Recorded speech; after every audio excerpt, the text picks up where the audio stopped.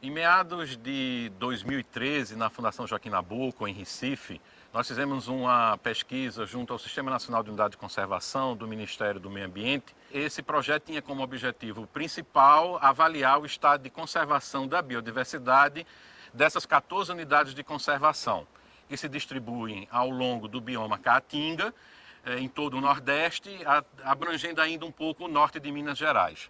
Essas 14 unidades de conservação representam apenas 1% da área total do bioma, que significa a área total do bioma 800 mil quilômetros quadrados. Esse trabalho tinha o objetivo de mapear e analisar esse estado de conservação, não só com relação à cobertura vegetal, mas também com relação às dificuldades de gestão desses parques e sua relação e possíveis conflitos socioambiental com as populações que habitam em torno dessas unidades de conservação. O trabalho de pesquisa durou de dezembro de 2013 a dezembro de 2016. A história de Sete Cidades conta a lenda de um reinado, fala de rei e rainha, de uma cidade encantada, fala de cântico, música e dança, de um castelo iluminado. Pessoas idosas falavam da tal cidade encantada, coisa que chamava a atenção, fato que foi comprovado, da existência de um mistério há milhares de anos passados. Pessoa que passou por ali ouviu o galo cantando, muito barulho de gente, banda de música tocando, o arrastado do calçado de gente que estava dançando.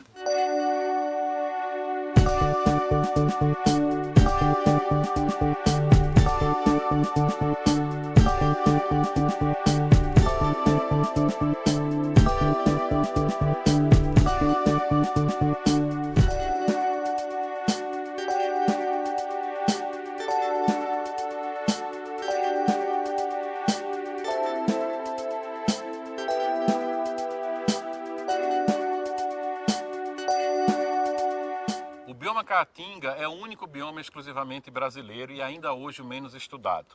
Ele tem cerca de 800 mil quilômetros quadrados e ao longo do processo de ocupação europeia e os recentes processos de industrialização que se desenvolveram de forma heterogênea dentro desta vasta área, cerca de 80% da sua cobertura original foi modificada. Dessa área total de 800 mil quilômetros quadrados, apenas 36% estão em unidades de conservação de categorias variadas. E, como já foi dito, apenas 1% dentro das áreas de proteção integral, que são as áreas mais protegidas dentro do Sistema Nacional de Unidade de Conservação.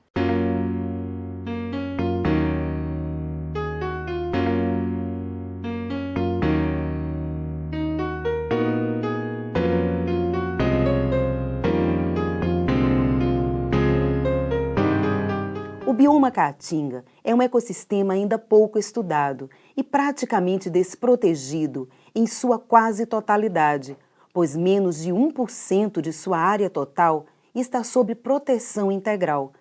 Na Serra da Capivara, o guia ambiental Mário Antônio Ferreira explica algumas particularidades desse mundo desconhecido pela maioria do povo brasileiro. O vento ele vai passando na rocha e funcionando como uma lixa, ele vai erodindo a rocha, vai caindo as partículas menores da rocha, formando esse pozinho aqui, ó. E nesse pozinho é o habitat de uma larvazinha, que é esse funilzinho aqui, ó, se observar. Tem um funil e tem alguns caminhozinhos, né,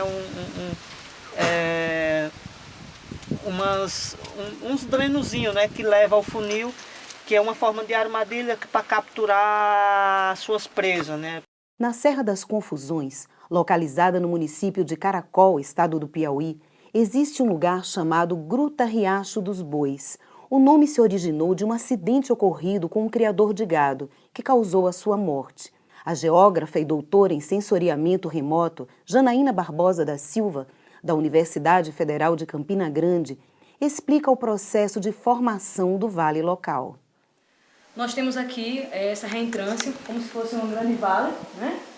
Dois paredões esculpidos entre os paredões de arenito, e esses paredões com certeza foram esculpidos pela água.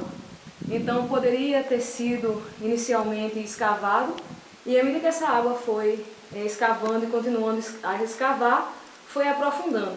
todo mundo sabe, né, é comum que essas áreas de arenito sejam esculpidas, justamente erodidas em suas áreas mais frágeis. Então esse aqui, essa reentrância entre esse grande depósito de arenito foi sendo esculpido e aí formou esse riacho. É um riacho intermitente que só vem a correr água nos períodos de, acredito que é dezembro, janeiro e fevereiro, que é onde é o período chuvoso por aqui. O Parque Nacional Serra da Capivara, localizado no sertão do Piauí, é considerado o maior sítio arqueológico da América Latina. Reúne a maior coleção de pinturas rupestres do mundo. Guarda no seu acervo cultural a história do homem no continente americano, há pelo menos 11 mil anos. O desenvolvimento da pesquisa científica realizada na Serra da Capivara contribui para a história da formação da cultura nas Américas, mas pode trazer também, no futuro, a esperança de que o turismo local traga o tão sonhado desenvolvimento sustentável para a região. Estamos no Parque Nacional da Serra da Capivara, no Piauí, um parque que tem uma infraestrutura especial para a região. Em termos de inscrições rupestres, foram catalogadas mais de 40 mil e há, sobretudo, um impacto muito positivo nas comunidades locais, onde 75% da família tem membros que trabalham para esse empreendimento, que é um empreendimento, sobretudo, que se deve a uma busca de arqueólogos internacionais, mas que foram apoiados durante quase 20 anos pelo governo brasileiro de uma forma muito lenta, mas que se vê hoje um resultado fantástico em termos de Brasil e em termos internacionais. Este parque não deve em nada, em termos de trilha, em termos de indicações e explicações, a parques internacionais que nós temos, principalmente nos Estados Unidos. Vale a pena conhecer também, porque há uma rica fauna, flora e muita beleza do ponto de vista da integração de todas as rochas com a natureza.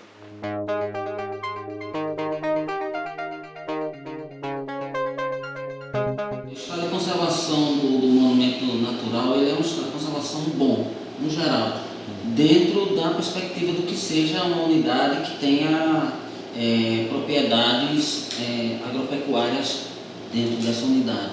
Ainda se preserva uma boa amostra representativa do bioma e atende aos parâmetros de um monumento natural, que é a questão da beleza cênica, é o principal atrativo. E um dos motivos para a criação da unidade, que foram sítios arqueológicos, ainda, apesar de todo o impacto que tem na região, ainda permanecem com as características relevantes dele. Nós estamos praticamente no limite oeste do Monumento Natural do Rio São Francisco. Estamos nos aproximando de Paulo Afonso, né, e a jusante nós vamos ter o limite com Piranhas.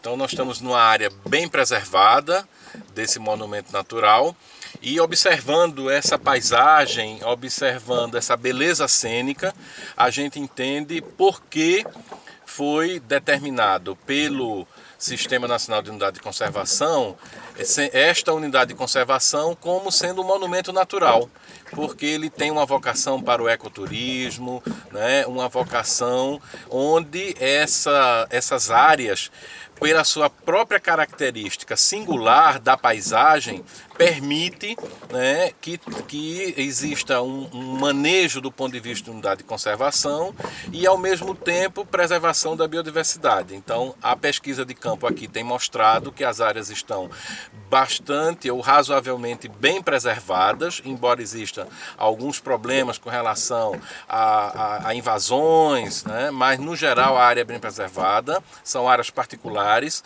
mas também são áreas que têm uma geomorfologia, né, que mostra toda essa beleza, né, que evidencia a importância de não só fazer a divulgação e um melhor conhecimento por parte da população que mora no seu entorno do que é um monumento natural e de como preservá-lo é importante não só para as gerações atuais, mas também para as gerações futuras.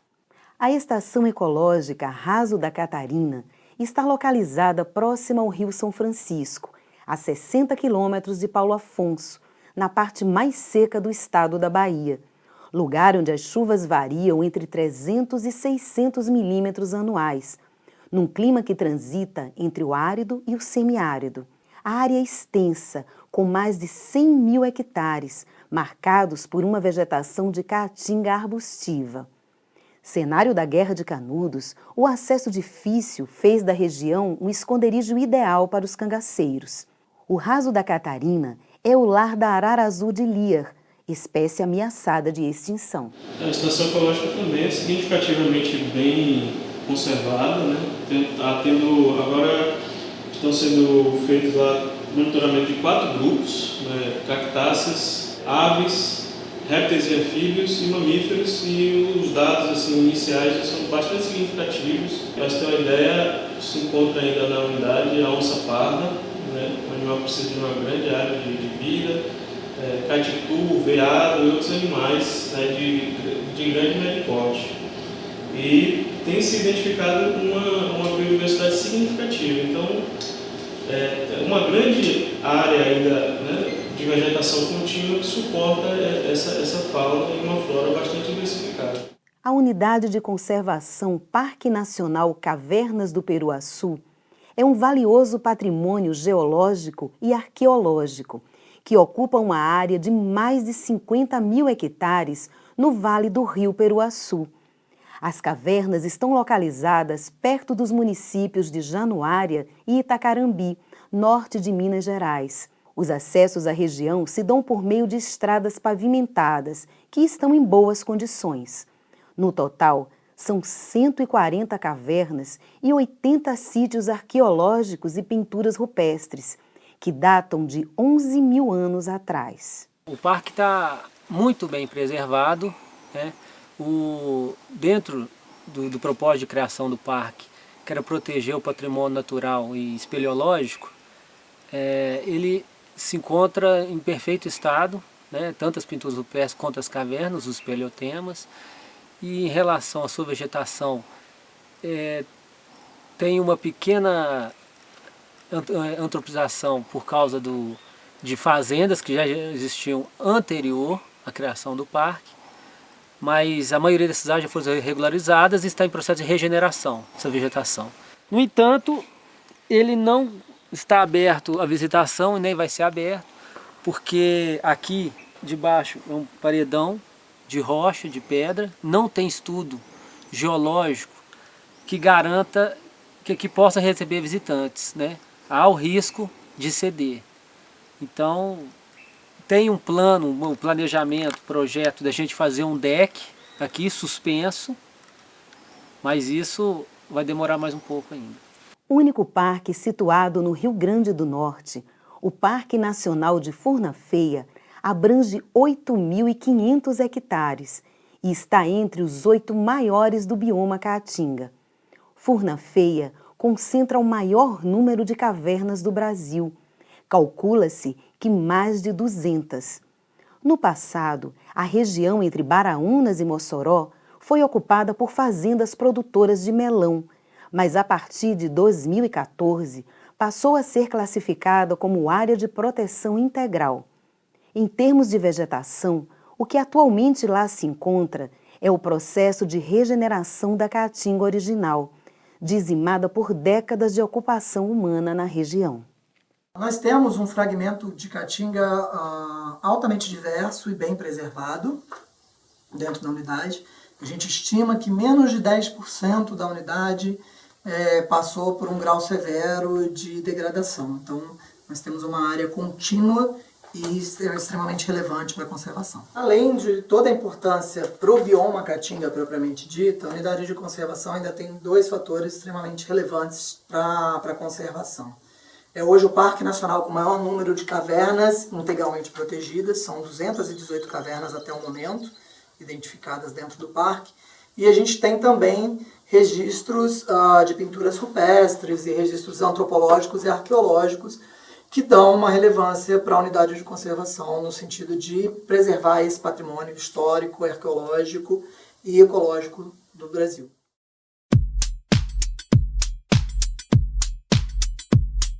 A geógrafa e professora Débora Coelho Moura, da Universidade Federal de Campina Grande, explica que a vegetação do Vale do Catimbau reúne características dos biomas Floresta Atlântica, Cerrado e Caatinga.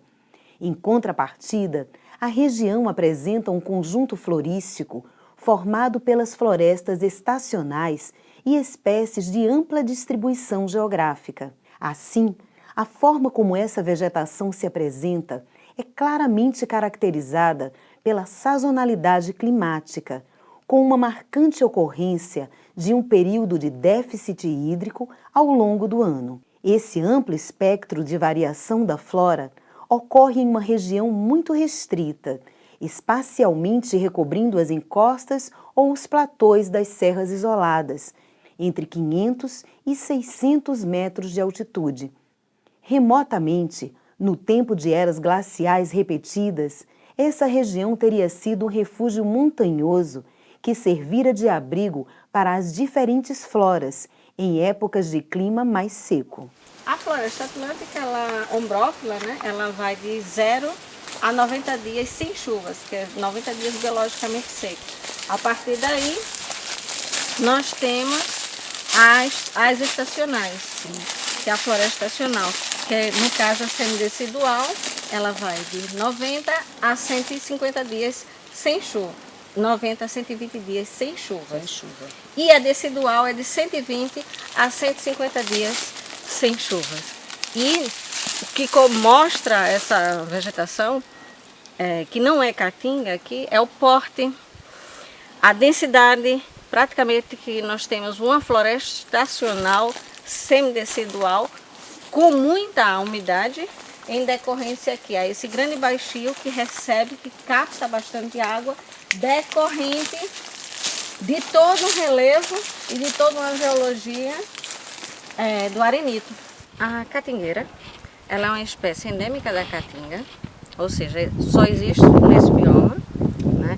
E além disso nós temos a importância na polinização, ou seja, ela oferece como recursos florais néctar e pólen para uma gama de abelhas, borboletas podem vir aqui também, e isso proporciona um equilíbrio no ecossistema.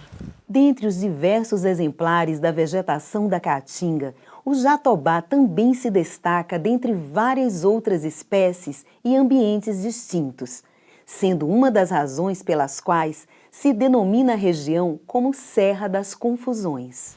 Esse é o jatobá, que praticamente nós temos ele desde a floresta atlântica até a caatinga, que ele tem uma alta resistência seca. Nesse caso, ele aqui ele não é de caatinga, mas é de uma floresta estacional, no caso semidesidual. É uma árvore, pode chegar a 15, 20 metros de altura, e aqui nós temos um grande exemplar de jatobá. Bom, nesta área nós temos uma grande diversidade, por isso que na Serra das Confusões é chamada confusão, em decorrente a vários ecossistemas que nós temos, seja uma caatinga arbórea densa, uma caatinga arbórea fechada, uma caatinga arbustiva arbórea. Nós temos essa floresta estacional nos grotões, onde tem maior quantidade de água subterrânea, que as raízes, como são muito profundas, elas conseguem captar bastante e passar durante esses 150 dias, 180 dias, que não chove a nível de precipitação pluviométrica, mas o lençol freático, essas árvores não conseguem se manter. Bom, bastante folhas verdes, e o processo de floração aqui isso vai ser simplesmente sincrônico durante o ano. Nesse lajeiro a gente tem várias espécies de planta. Aqui dentro do Parque Nacional da Furna Feia, no primeiro trabalho que a gente fez, a gente encontrou 105 espécies de plantas, como a aroeira do sertão, que é a única planta aqui da nossa região protegida por lei. Ela é uma planta imune de corte, né? Ela não pode ser corte nem dentro do parque, jamais, e também fora do parque ela é imune de corte. Como também tem as outras, como tem as catingueira, tem a jurema branca, jurema preta, né? Tem o João Mole, umburana, tem a sabiá, né? O mufumbo, são todas plantas aqui da nossa região.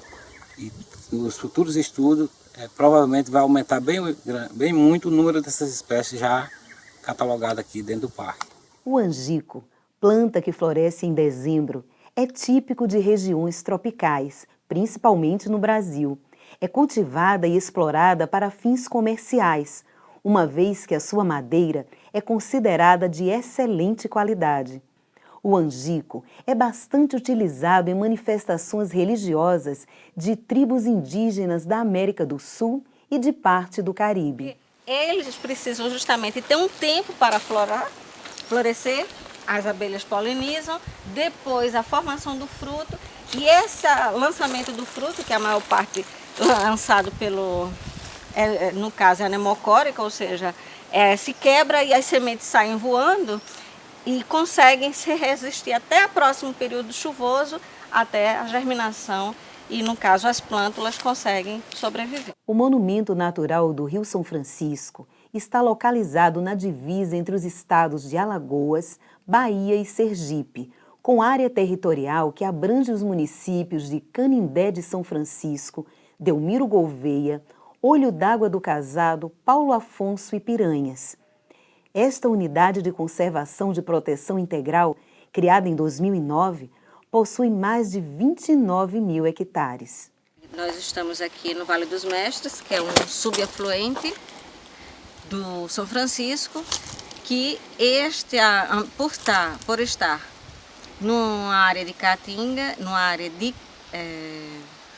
do complexo, no caso do arenito, do sedimentado arenito, da bacia Tucano-Jatobá, é um ambiente de recarga, por apresentar principalmente uma maior porosidade, maior infiltração dessa rocha.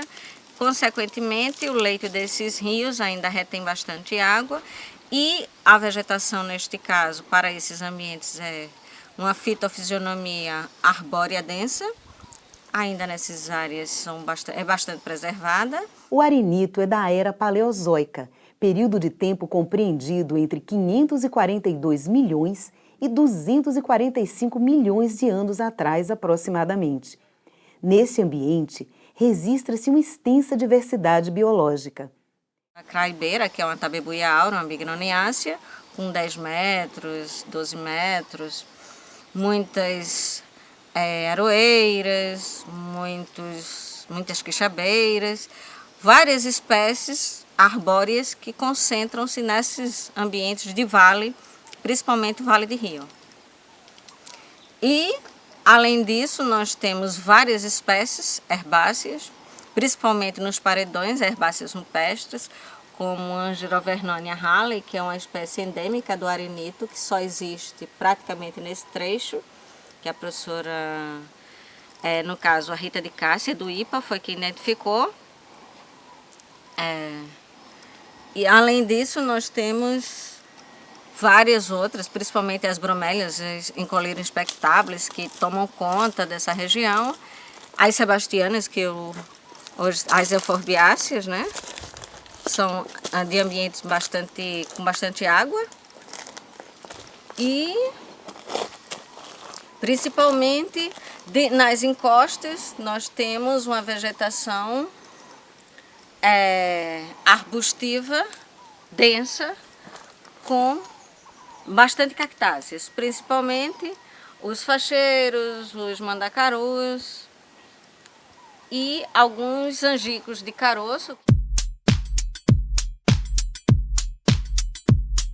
Nós não podemos falar que existe uma caatinga, mas sim caatingas, devido a essa diversidade de problemas de gestão, de problemas nos seus entornos, no seu interior, mas também com relação às suas próprias características geoambientais. Então, existe uma dificuldade muito grande de realmente promover a educação ambiental e uma relação mais harmônica das populações que moram nesse entorno com essas unidades de conservação. Elas são bastante variadas, não só na sua flora, mas na sua fauna e também nos seus problemas. O Monumento Natural do São Francisco é uma unidade de proteção integral que ocupa uma extensa área dos estados da Bahia, de Alagoas e de Sergipe. Propriedades particulares de produção agrícola e aquicultura são permitidas na área. A agricultura e a presença humana são desafios diários para a gestão do Monumento Natural do São Francisco. Por presença humana, entenda-se a intensa atividade econômica e o turismo, numa belíssima área de cânions já vistos em filmes e novelas. O Monumento Natural do São Francisco está praticamente sem apoio administrativo para dar cobertura a uma área de mais de 26 mil hectares. Uma área que recebe em média 6 mil turistas diariamente. Além disso, no entorno do São Francisco existe uma série de atividades econômicas, como por exemplo a criação de peixes em tanques-rede. Contamos também com o apoio dos servidores da Estação Ecológica Raso da Catarina, que está localizada aqui também em Paulo Afonso, que tem nos ajudado bastante nesse trabalho conjunto com a Estação Ecológica Raso da Catarina e com outras unidades da região, que eventualmente quando a gente necessita o pessoal vem e nos ajuda. Então estamos trabalhando desse jeito. Precisamos ainda construir as parcerias com os estados, com os municípios, né? São 3 estados, 5 municípios. Um outro problema que nós detectamos também nas pesquisas de campo e que estão relacionadas com o estudo temporal das imagens de satélite tem a ver com a questão da gestão, da dificuldade de pessoal, da dificuldade de recursos. Muitas vezes o próprio gestor local usa seus próprios recursos para colocar combustível nas viaturas ou para consertar uma bomba d'água.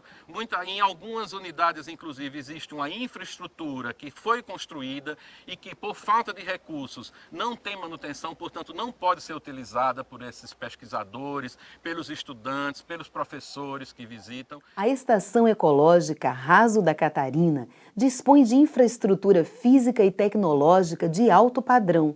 Conta com equipe de brigadistas, acesso à internet, boa frota de veículos com motoristas e alguns servidores cedidos pelos governos federal e baiano, além daqueles oriundos da Chesf. No entanto, faltam servidores especializados, como veterinários, engenheiros florestais e fiscais. O fornecimento de água não é satisfatório na sede da estação, que se encontra numa área de desertificação. Criada em meados da década de 1980, Raso da Catarina é uma unidade de conservação com extensão total de 100 mil hectares. Mas, segundo o chefe José Tiago, para melhorar a gestão da estação, é necessário efetivar um plano de manejo da área e demarcar os limites da unidade. Trata-se de uma região com acesso difícil, o que, de certa forma, ajuda a preservá-la. As vias de acesso, chamadas de aceiros, facilitam a presença de caçadores ilegais, além de permitir a passagem e o pisoteio do gado de criação, um sistema tradicional chamado de fundo de pasto, que subsiste na área há mais de 300 anos. Tudo isso agrava os impactos ambientais na região. Outro problema que se tem é a questão da caça e do tráfico de animais silvestres. A caça na região, a apreciação de carne de caça é uma coisa cultural na região, que demanda um trabalho grande de educação ambiental, né? E o trabalho de fiscalização nosso ele é feito um monitoramento constante, né, da unidade. Apesar da equipe ser reduzida, o que se faz é esse monitoramento, buscar a maior presença institucional possível e a gente tenta colocar operações periódicas, né, mensais, com apoio de instituições parceiras, Polícia Rodoviária Federal, Polícia Militar, para tentar debelar essa questão da caça e do tráfico de animais silvestres. Como eu falei, a questão da demarcação, né, que ainda não foi feito, também está sendo trabalhada essa questão, porque no campo precisa ter os marcos físicos, essas delimitações que não tem.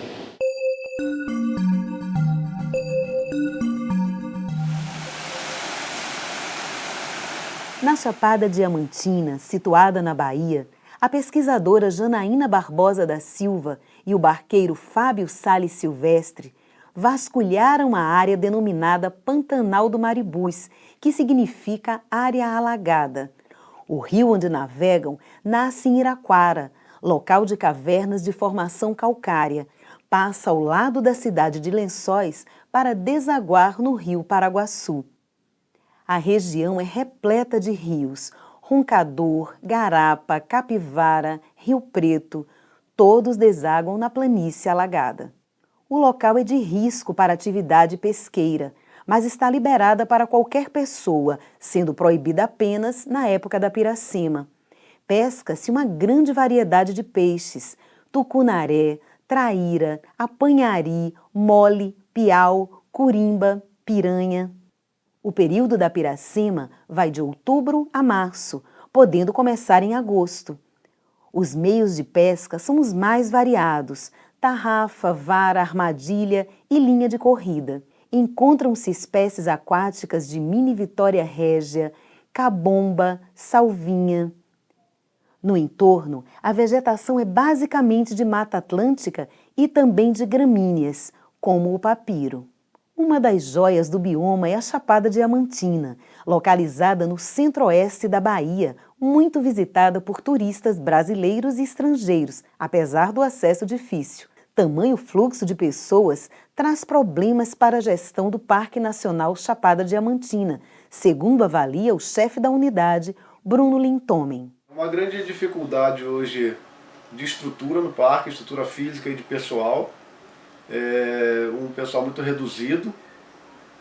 A gente, devido a isso, temos alguns ilícitos que a gente tem dificuldade de combater, como retirada de madeira, extração mineral de areia e outros minerais, e uma área muito extensa e de difícil acesso, que é a Serra da Chapada Diamantina do Parque Nacional.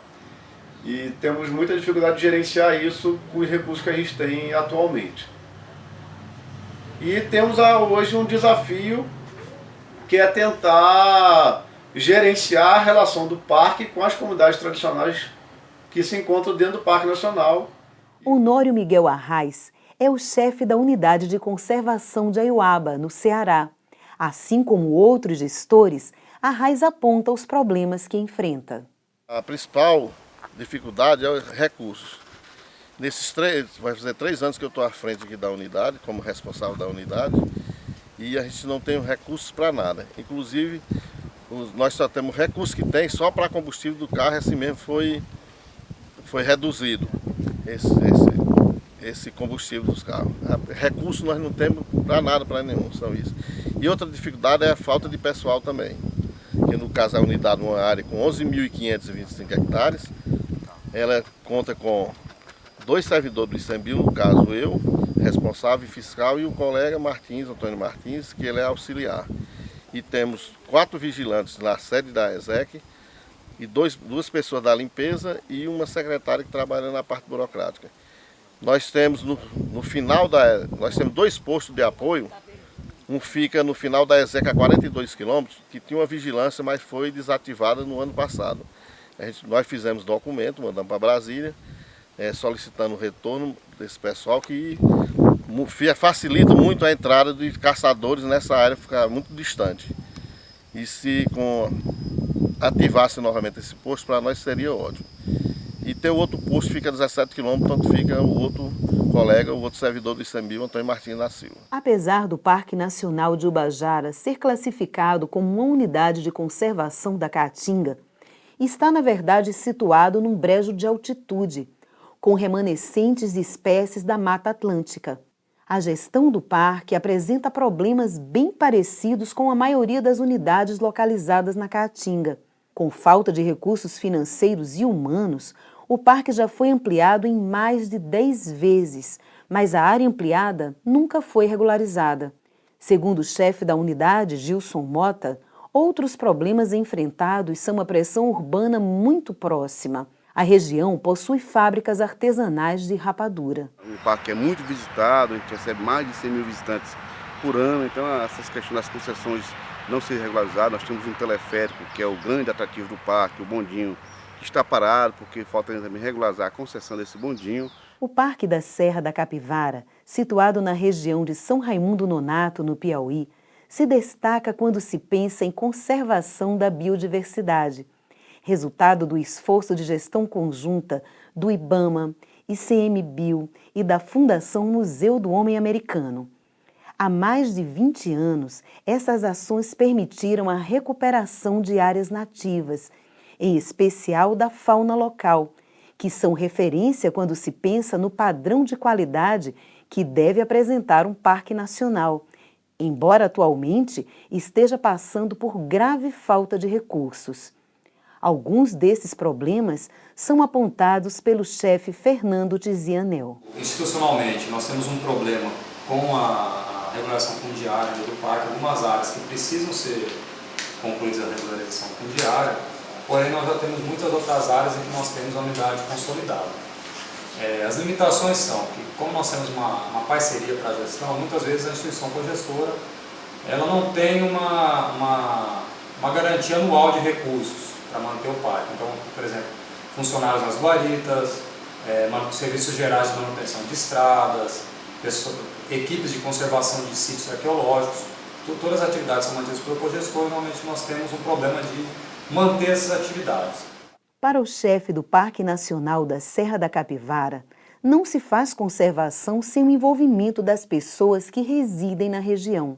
Fernando Tizianel explica que conservação da biodiversidade passa necessariamente pelo melhoramento das práticas cotidianas. Que as pessoas valorizem o patrimônio natural existente nessa região. Então eu creio que hoje nós precisamos avançar mais na questão da conscientização da população, do envolvimento, que as pessoas percebam o parque como um território que deve ser protegido, que elas se envolvam com esse protegimento, com essa proteção e que isso também traga benefícios tanto econômicos como sociais para essas pessoas. Então, o Parque Nacional Serra Capivara já trouxe muitos benefícios para a região e nós esperamos que ele traga ainda mais benefícios com esse envolvimento das populações locais. Os brigadistas representam um auxílio precioso para a gestão das unidades de conservação do bioma Caatinga, quando o assunto são os recorrentes incêndios. Na área das cavernas do Peruaçu, Genival Gonzaga da Silva é um desses profissionais abnegados que trabalham em meio aos problemas de gestão enfrentados pelos chefes das unidades.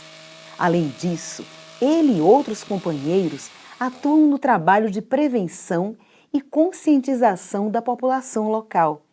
A expectativa na região é que futuramente as cavernas do Peruaçu sejam abertas à visitação turística de forma sustentável, por meio do Fundo de Compensação Ambiental. Este fundo, criado em 2006, investe quantias originárias das chamadas compensações ambientais, pagas por empreendimentos de infraestrutura ou outros igualmente impactantes ao meio ambiente. Os recursos são investidos na criação, manutenção e implementação de unidades de conservação federais, estaduais e municipais, seguindo a orientação da Câmara Federal de Compensações Ambientais. O fundo é administrado por uma parceria entre o IBAMA e a Caixa Econômica Federal. Aqui a gente sofre muito com os incêndios florestais, né? A partir de mês de julho até o mês de novembro. E a brigada de incêndio ela tem um papel fundamental, que é no combate direto aos incêndios e também na parte preventiva, né, que fazem palestra nas escolas, é um trabalho de conscientização diretamente com os jovens, desde criança, né, porque um adulto, para você mudar a mente, é bem mais difícil, né. E em relação aos incêndios, a gente na região nós temos os 3 tipos de incêndio, por incrível que pareça, né, e o pior deles é em veredas. O incêndio em veredas, ele vai ter o incêndio de copa, que é o incêndio aéreo, e vamos ter também o superficial, ele vai terrestre, e também o de tufa. Das 14 unidades de conservação situadas na Caatinga, o Vale do Catimbau, a Serra das Confusões e a Serra da Capivara são as que mais apresentam características dessa vegetação. Serra das Confusões é a maior entre todas as unidades e também enfrenta graves problemas de gestão. Quadro de pessoal efetivo e mesmo concursado em número reduzido, muitos terceirizados e contratos temporários para dar conta de muito serviço. Por seu isolamento geográfico, a Serra das Confusões detém também outros recordes.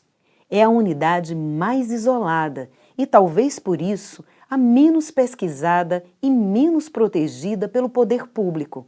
Mas, indiretamente, a proteção da unidade decorre justamente do seu próprio isolamento, que torna difícil o acesso à área protegida. Hoje nós temos mais de 800 mil hectares de caatinga, com diversas fisionomias, que também é um grande atrativo. Todos os municípios que fazem o parque, ou que cederam área para o parque, estão correndo atrás, estão tentando viabilizar portas de entradas através de todos esses municípios, para que todos eles sejam beneficiados com o fluxo de turistas. Temos tanto a vertente da vegetação em si, a riqueza da mata preservada, como outros atrativos, como a beleza cênica e os sítios arqueológicos. Essas unidades de conservação vêm sofrendo várias agressões ao seu estado de conservação da biodiversidade. Desmatamento, corte ilegal e seletivo de madeira, caça predatória, invasões, falta de demarcação. Várias unidades não estão ainda com sua regularização fundiária e há conflitos socioambientais, os mais diversos, com populações tradicionais que habitam essas áreas muito antes da criação do próprio Sistema Nacional de Unidade de Conservação. Nós estamos falando de populações indígenas, de populações quilombolas e populações que estão trabalhando nessas áreas e vivendo nessas áreas há bastante tempo e que de alguma forma interferem no estado de conservação da biodiversidade.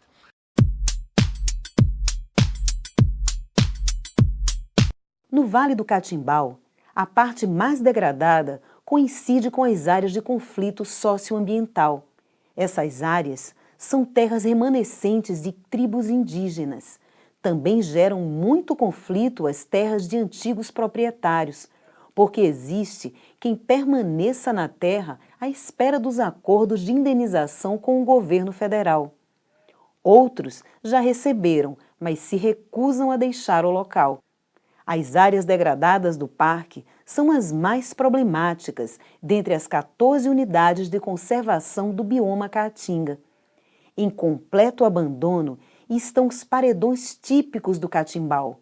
As cavernas do Peruaçu são uma área de proteção ambiental situada próxima à altura do Médio São Francisco, no norte de Minas Gerais. É uma região de cultura de vazante que se encontra muito comprometida. Por lá, existe um grande número de fazendas produtoras de eucaliptos, que são consideradas inadequadas do ponto de vista da sustentabilidade, por conta da intensa captação de água subterrânea. As principais ameaças que a gente encontra hoje é caça ilegal, retirada, corte seletivo de madeira, né, principalmente aroeira, angico, pau d'arco, e o fogo, né, é um fator que tem prejudicado muito o parque, principalmente o fogo que vem da área externa ao parque. Acaba vindo para cá e comprometendo a preservação dessa biodiversidade. Seu Levino de Souza mora em Itacarambi, na área de amortecimento do Parque Nacional Cavernas do Peruaçu. O morador está muito triste com a degradação que testemunha diariamente com a baixa da vazão da água do rio. Seu Levino já nem se lembra da última vez que viu embarcações navegando no Rio São Francisco e lamenta que se possa atravessar o rio de uma margem à outra apenas andando. O morador se refere à região como patrimônio de tristeza. E para piorar a situação, as atividades de subsistência da população estão também comprometidas. A pesca também já está falida, não tem mais. Então, o governo é o seguinte, o governo tomou uma atitude muito tarde da fiscalização no Rio São Francisco, porque a pendência já pode dizer que já está acabada já, o peixe do rio já está acabado. Inclusive eu abri esse tanque aqui para poder tentar criar um peixe para despesa, não é nem para negócio, é para despesa. Então tá aí, até hoje não encheu. Não encheu porque nós não tivemos chuva, um volume de chuva que desse para encher ele. Com pouca chuva e cheias raras no Rio São Francisco, nem mesmo as lagoas do entorno são suficientes. Uma realidade bem diferente de 10 anos passados. Na Estação Ecológica Raso da Catarina, a degradação do ecossistema e os conflitos ambientais acontecem por conta da prática de caça esportiva na região. A gente já aprendeu caçadores de Alagoas, 10 caçadores em uma picape dentro da unidade, que isso atrapalha muito também a questão da fiscalização. Você ter 2, 3 fiscais nossos rodando lá dentro e encontrar um grupo desse tamanho, a gente está em desvantagem numérica e poder de fogo, né? E por isso a importância das operações periódicas para tentar combater essa questão da caça. Tem o perfil do caçador motorizado e tem o perfil do caçador que vai também ser movente, né? Jumento, cavalo, e acaba caçando também lá. No entorno de muitas unidades de conservação, há enormes pressões geradas pela presença do homem, com as atividades de uso e ocupação do solo que provocam a degradação da biodiversidade, como acontece com a Chapada Diamantina. Bom, nós temos de um lado do parque, na face oeste, o agronegócio, com produção de batata, o carro-chefe é a produção de batata, tem algumas outras produtos secundários, mas a atividade principal é batata, com barramentos no Alto Paraguaçu e grande quantidade de utilização de defensivos agrícolas. Que no Alto Paraguaçu, a montante do parque, esse rio depois vai cortar o parque, vai passar por dentro e vai seguir seu rumo até Salvador, até o Recôncavo Baiano. De outro lado, tem uma grande quantidade de assentamento, assentamentos do INCRA, e outras pressões como a vinda, a chegada da mineração de ferro, novas minerações de diamantes sendo requisitadas no entorno do parque também, e mineração para a construção civil. Hoje, em alguns locais específicos que estão despontando muito para a especulação imobiliária, como o Vale do Capão e a cidade de Lençóis, principalmente, né? Devido a isso, o parque vem apresentando um perfil de isolamento ecológico. O turismo realizado sem qualquer regulamentação e planejamento na região da Chapada Diamantina agrava a situação de conservação dessa belíssima área. Além disso, a atividade turística é basicamente empreendida por empresários do sul do país, que não têm história e laços com a região. O turismo tem o potencial de ser a grande ferramenta de fortalecer o Parque Nacional da Chapada Diamantina, fortalecer a Chapada Diamantina, a região da Chapada Diamantina, mas a gente ainda precisa de ferramentas, precisa de articulações com vários outros órgãos, seja públicos ou privados, ou da sociedade civil, que a gente consiga ter uma coesão para trabalhar essa atividade de forma mais forte. Além desses problemas, em termos de conservação da biodiversidade do bioma Caatinga, existem outros de natureza social, tais como os conflitos com as populações que moram no entorno da unidade. Tem na época do pombal de avoante, que chama-se avoante arribançã, que ela faz no pombal, a reprodução delas, ela vem para a reprodução, que geralmente são começa no mês de abril até maio, em torno de 100, 110 dias. Essa reprodução não fica dentro da área da ESEC, fica no entorno. mas como fica muito próximo à reserva, elas vão se alimentar dentro da reserva, da unidade. E vem muitos caçadores nesse período, do Pernambuco, do Piauí, das cidades vizinhas, cidade até com 200 quilômetros, 200 e pouco, o pessoal vem para caçar, para matar esses avoantes, abater eles para o comércio. Aí onde nós temos mais trabalho nessa época, mas contamos com o apoio do pessoal do IBAMA, do escritório do IBAMA da região de Iguatu, e o pessoal da Polícia Ambiental. As grandes ameaças, como disse, a expansão urbana, né, a especulação imobiliária hoje está muito forte, né, aqui dentro, principalmente de Ubajara, também em Tianguá. Isso dá uma pressão muito grande na unidade. Nós temos problemas também um pouco com a caça predatória, isso é um problema que afeta a unidade, né? Hoje a expansão agrícola também, de certa forma, influencia dentro da unidade, porque as nossas nascentes, a maioria não estão protegidas, não dentro da unidade. Sobre a degradação do monumento do São Francisco, o gerente do viveiro florestal da Chesf em Xingó, Heraldo Martins de Souza, alerta. Essa área é uma área que ainda tem uma grande parte preservada, né?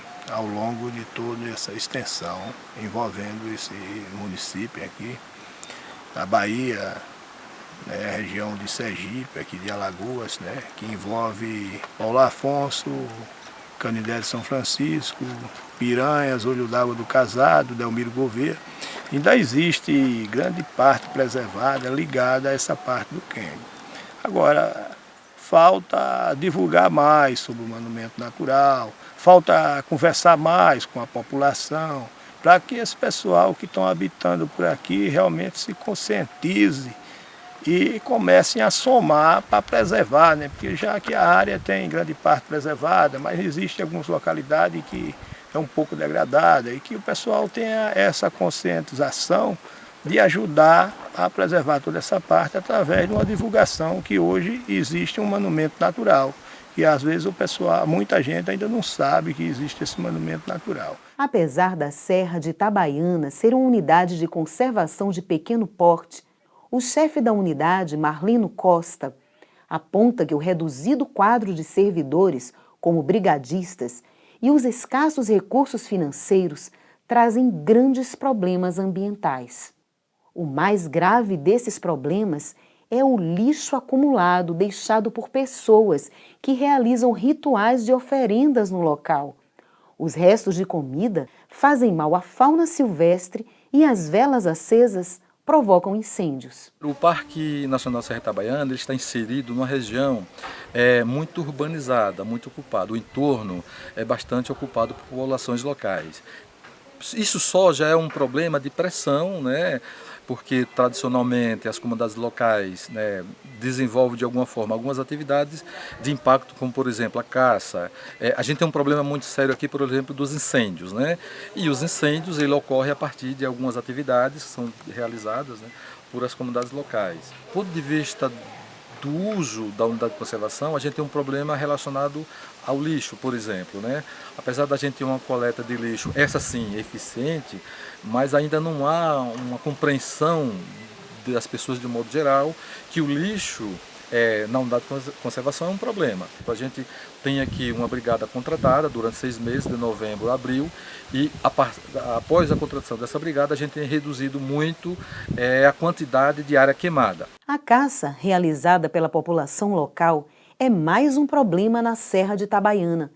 Embora seja uma prática cultural não voltada para o comércio e realizada de forma tímida, é proibida por lei.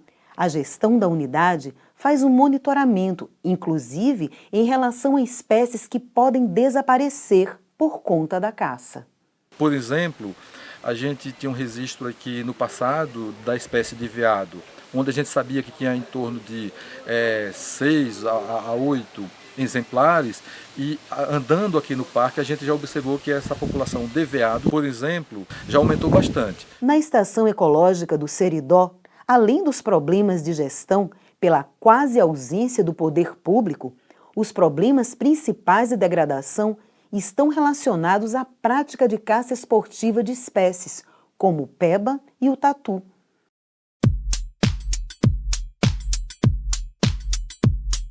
E nessa primeira apreciação, já para identificação, esse bolsão verde que a gente visualiza aqui ao fundo, no vale, nós temos que nas áreas de encosta, uma vegetação com verde diferenciado, um verde mais escuro, em função da quantidade de água armazenada, próximo aos paredões. Por cima desses paredões nós também vemos uma vegetação típica de área de solo exposto, uma vegetação rupestre, como a professora Débora já informou. Temos cactáceas, arbustos dos mais diversos. Ao fundo nós temos uma área degradada, que futuramente pode se regenerar ou não. Isso vai depender de estudos da apropriação do solo e também da disseminação de espécies que estejam no entorno, até porque nós precisamos de que essas espécies estejam aptas a regenerar o ambiente, como se fosse um grande banco natural de sementes. Na região, o solo é arenoso e escuro, numa extensa bacia sedimentar, com grande quantidade de galhos e folhas, formando um imenso tapete biológico. Isso aqui é maravilhoso. Isso aqui é uma esponja. A água, principalmente, infiltra, né? Você tem o quê? Isso aqui encharca. Esse vai com esse material de folhas caídas, elas são secas com a temperatura, com o sol, mas elas não têm esse processo de decomposição tão rápido. O que é que vai acontecer? Ele serve aqui simplesmente como uma esponja. Choveu, ela vai encharcar e aos poucos é que vai ser infiltrado. E quando encharca é que começa o processo de decomposição. Esse material é transformado então em adubo natural que se mantém constantemente. Este é o ciclo de desenvolvimento do meio ambiente da Caatinga. O seu Adão é um ex-caçador de onça que atualmente é condutor ambiental do ICMBio, protegendo a flora e a fauna da unidade de conservação. Ele é pai de 7 filhos. Todos trabalham na região, 5 deles em atividades de conservação do Parque da Serra das Confusões. Seu Adão explica que essa estratégia da natureza permite que o processo de evaporação seja minimizado e diminua o ressecamento da primeira camada do solo, protegendo assim as raízes das árvores. A inexistência dessa manta protetora secaria mais rápido o solo, um fenômeno natural que, por conta de sua adaptação às condições climáticas, contribui para a conservação da biodiversidade. Durante o dia, a água desce toda para as raízes. Quando entra, o sol vai decaindo para a noite, que ele vai se escondendo, essa água que está nas raízes embaixo, ela vai subindo para dar alimento a todas as galhas. A prova está aí, que tem muita folha verde lá. Ó. Então, isso é uma corrente que tem do solo com as raízes nas árvores.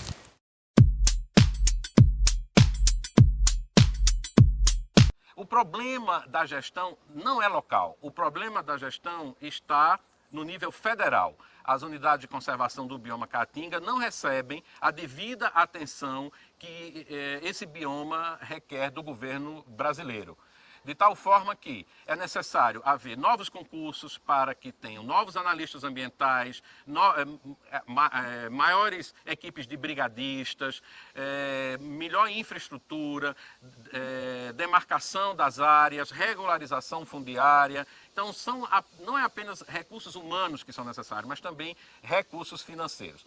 E um outro aspecto também que é bastante importante é desenvolver projetos de educação ambiental nessas áreas que possam utilizar das escolas públicas, também apoio aos pesquisadores que buscam fazer suas pesquisas nessas unidades de conservação. Também é necessário que tenha uma abordagem multidisciplinar com sociólogos, antropólogos que possam trabalhar essa relação dos conflitos socioambientais. Então, a pesquisa, que usou várias imagens de satélite ao longo de 10, 12, 15 anos, constatou de fato que houve uma degradação ambiental. Então, é necessário que haja políticas públicas relacionadas à conservação da biodiversidade, principalmente para a educação ambiental, projetos de relacionamento dessas escolas públicas que estão no entorno dessas 14 unidades, aproximadamente 84 municípios, e tem áreas dentro dessas unidades. É necessário também que tenha maior divulgação da importância dessas unidades para que essas populações entendam e possam perceber a importância de conservar e utilizar essas unidades de conservação da biodiversidade.